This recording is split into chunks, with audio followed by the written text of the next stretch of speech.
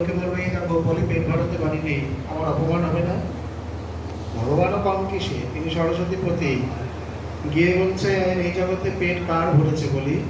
তুমি তো ত্রিভুবনের অধিপতি, তাও তাহলে যোগ্য করছো কেন? তর্কে যখন হেরে গেলেন বলেন ঠিক আছে, কারণ দেখো, নাস্তি সন্তোষা পরম সুখম, সন্তুষ্টির থেকে বড় সুখ নেই। মনের মধ্যে যদি অসন্তোষ থাকে তাহলে দুঃখের শেষ নেই। আমি 3 পদ ভূমি দেবো, তুমি তাই দাও। ভগবান মানে শুক্রাচার্য এদিকে বলছেন না, খবরদার, মা দেহি তুষণা, ওই প্রকার না, বলো অন্য কিছু না, ভক্তি পদ নয়।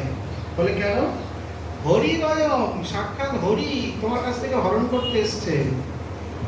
বলি মহারাজ বলছেন পাত্রম কিমস্মাৎ পরম, যদি গুরুদেব আপনার কথা ইনি হরি হয়, লক্ষ্মীপতি, ত্রিভুবন যার কাছে গিয়ে হাত পাতে, আজ তিনি এসে আমার কাছে হাত পাচ্ছে, এর থেকে বড় পাত্র আমি কোথায় পাবো? রাধে রাধে। তাকেই দেওয়া উচিত। কোনো মতেই গুরুদেবের থেকে তিনি মানে গুরুদেব বলতো সত্য থেকে বিচ্যুত হয়নি। এখানে গুরু শিষ্যের দুটি ভূমিকা। গুরুদেব ভগবত ভজনে বাধা দিয়ে মানে ভগবত ভক্তিতে বাধা দিয়ে গুরুত্ব থেকে চ্যুত হয়ে গেল। আর বলি মহারাজ সত্যে অটুট থেকে তিনি ভগবানকে লাভ করে নিলেন। শুধু কানে ফু দিলেই গুরু হওয়া যাবে না, শিষ্যকে যথার্থ শাস্ত্রীয় সৎ শিক্ষা দিতে হবে এবং নিজেও আচরণ করতে হবে। ভগবানের জন্যই তো গুরুকরণ, তা ভগবানের জন্যই যদি বাধা দেয় তাহলে কিসের গুরু? এখানে এই জন্যই তো গুরু গুরুত্ব থেকে চ্যুত হয়ে গেল, গুরুদেব অসন্তুষ্ট হলো, তারপর বলি মহারাজের কাছ থেকে তিনি নিলেন। এই জন্যে শুক্রাচার্য বললেন কি, না করে দিলেন। বামনদেব বলছেন আমিও ব্রহ্মচারী, আমিও সংকল্প মন্ত্র জানি, নিন বলুন। এখন শুক্রাচার্য দেখলেন এত বড় একজন যজমান বেহাত হয়ে যাবে, ওই কমণ্ডলুর নলের মধ্যে গিয়ে বসে আছে। নল দিয়ে যে জলটা পড়ে সেটা গঙ্গার মতো পবিত্র, আর মুখ দিয়ে ঢাললে অত পবিত্র নয়। বামনদেব বুঝে করলেন কি, একটা তৃণশলাকা নিয়ে বলছেন এই নলের মুখটা একটু পরিষ্কার করে দাও। একবারে ভদ্রশলাকার মতো দক্ষিণ চোখে গিয়ে বিদ্ধ হলো। বাবারে মারে বলে চিৎকার করে বেরিয়ে এলেন। খবরদার, ছেলে মেয়েরা শিষ্যরা ভগবানের কিছু দান দক্ষিণা করতে গেলে বাধা দেবেন না। হাত মুখ নাক চোখ কান কোথায় যাবে, শেষে গিয়ে সারা জীবন কষ্টই ভোগ করতে হবে। শুক্রাচার্য বেরিয়ে এসে বলছেন তুমি যেমন আমার শিষ্যকে আমার কাছ থেকে বেহাত করে দিলে, এই প্রকার কলিযুগ আসতে দাও, তোমার ভক্তগণকে কি করে বিপদ করে দাবি করতে হয় তখন আমি দেখাবো। বলে ঠিক আছে, তখন দেখা যাবে।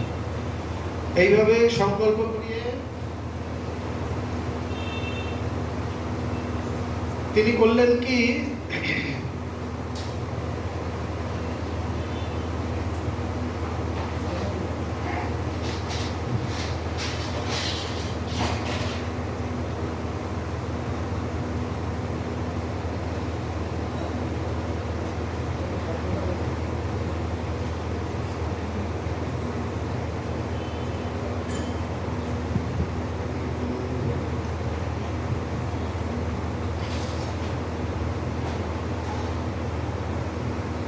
শ্রী ভগবান তিনি বলছেন এবার তাহলে 3 পদে ভূমি দাও। 1 পদে সপ্ত পৃথিবী কেঁপে নিলেন, 1 পদ ঊর্ধ্বে চালিয়ে সপ্ত স্বর্গের আবরণ ভেদ করে একেবারে বিরজা নদীতে। ওদিকে সেই জল যখন ভগবানের চরণ কমল প্রক্ষালিত হয়ে এলো, ব্রহ্মা কমণ্ডলকে ধারণ করলেন, তাই হলো পতিত পাবনী গঙ্গা।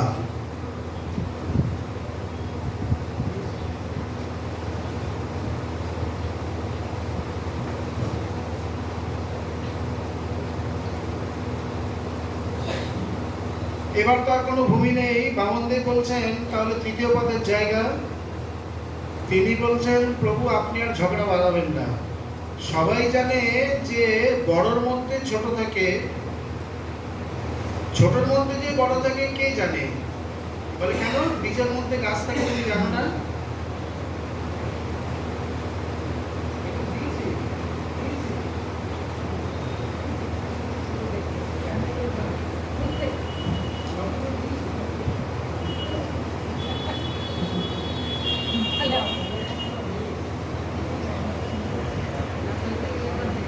উচ্চগণ হয়ে গেছে, উচ্চগণ হয়ে গেছে, উচ্চগণ করতে গেছে। এই রূপে ভগবান বলছেন বলি বলছে 3 পদের জায়গা, তোমার 3 পদই নেই তো জায়গা কোথায় দেবো? বলে কে বলেছে 3 পদ নেই? বলতে বলতে নাভি দেশ থেকে তৃতীয় পদকে বের করলেন। বলে এটা তো আত্মীয় সুকুতগতি। বলে এই জগৎকাল আপনি আমার সমস্ত কিছু গ্রহণ করেছেন, আমাকে গ্রহণ করেননি। আপনার ওই অভয় চরণের বিন্দু আমার মস্তকে রাখুন। এই বলে মস্তক পেতে দিলেন। সর্বস্বাত্ম নিবেদনে বলিল অবোধ কৃষ্ণাপ্তি রেশন পড়া। বলিয়ে শ্রী ত্রিবিক্রম ভগবান কি জয়। 3 পদে 3টে বিক্রম প্রকাশ করেছেন, এই জন্য তার নাম বামন থেকে হয়ে গেল ত্রিবিক্রম। ওদিকে বলি মহারাজকে যখন বন্ধন করেছেন, এখানে অনেক শিক্ষা। তেরা তুজকো অর্পণ কেয়া লাগে মেরা। বলে স্ত্রী বৃন্দাবনে এসে বলছে, প্রভু আপনার বস্তু আপনি নিয়েছেন, তাতে আমাদের আর কি মহিমা? মাঝখান থেকে যে আমাদের মাধ্যম করেছেন এটাই অনেক বেশি।